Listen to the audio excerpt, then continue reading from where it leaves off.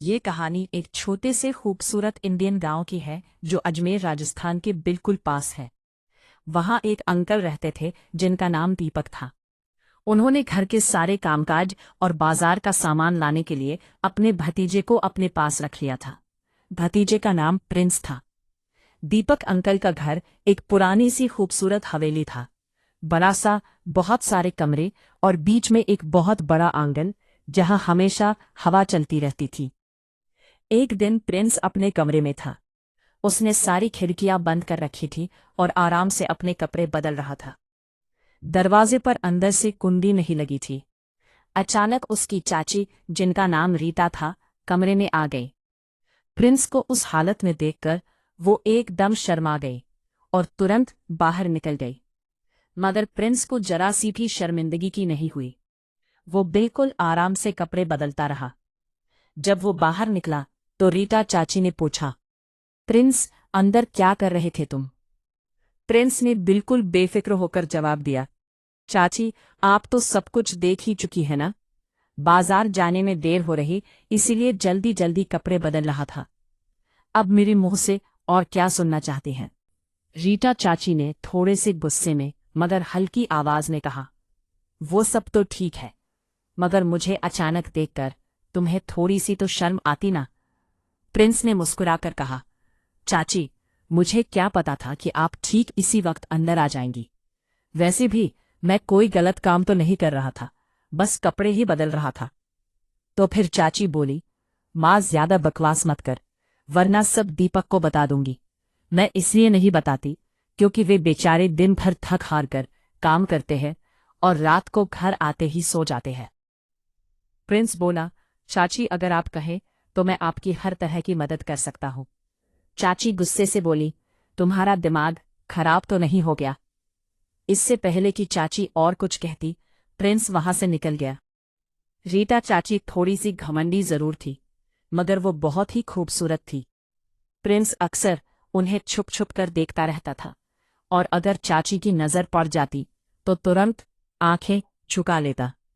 दीपक uncle तो Prince को अपने बेटे जैसा ही प्यार करते थे। चाची हमेशा रेशमी साड़ियां पहनती थी, कभी कभी थोड़ी सी खुली खुली भी। उनकी उम्र लगभग 30 साल थी, मगर लगती 25 की ही थी।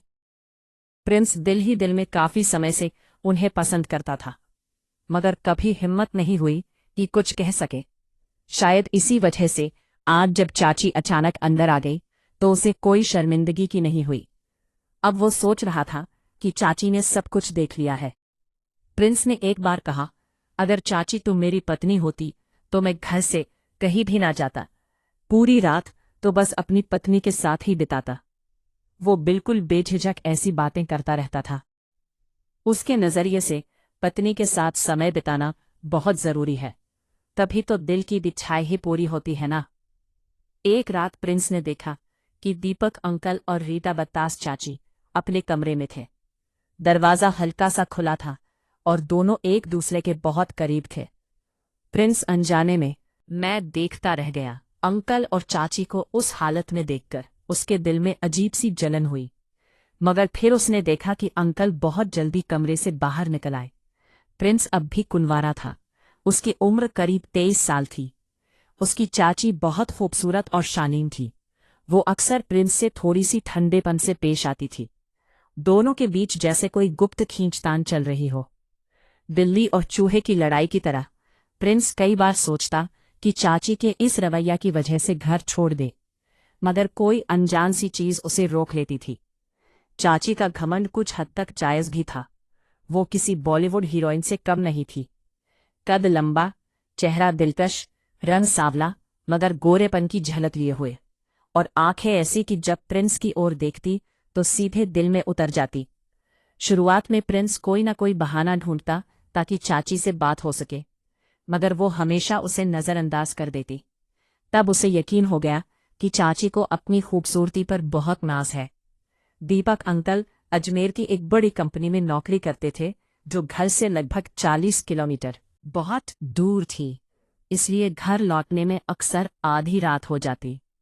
कभी कभी तो वे आते ही नहीं, और अगर काम ज्यादा होता तो कई दिनों तक वहीं रुक जाते। रोजाना का सफर बिल्कुल आसान नहीं था।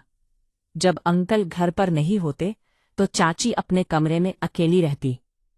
प्रिंस ने कई बार देखा कि चाची मोहल्ले के मर्दों से हल्की फुल्की बातें करती हैं।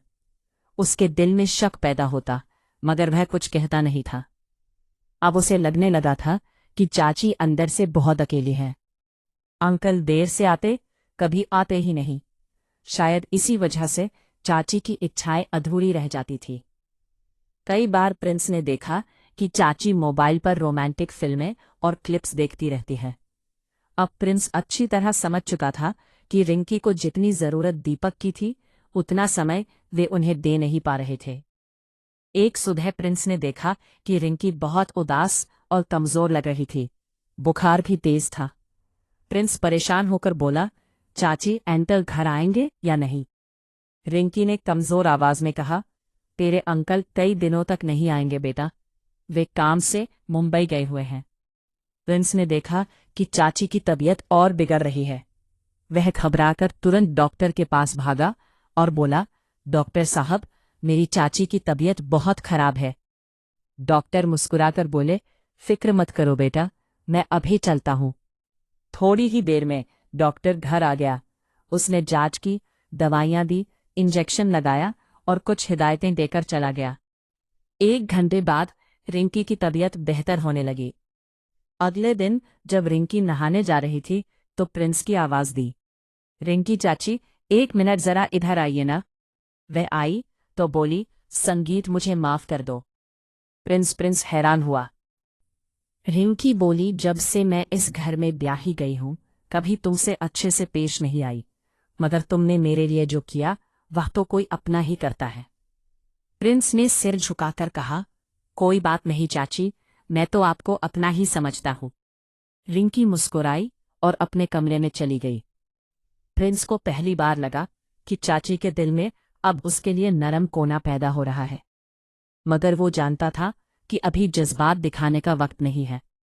पहले भरोसा बनाना जरूरी है। जल्दबाजी सब कुछ बिगाड़ सकती है। अब प्रिंस चाची की हर बात मानने लगा और घर के कामों में मदद करने लगा।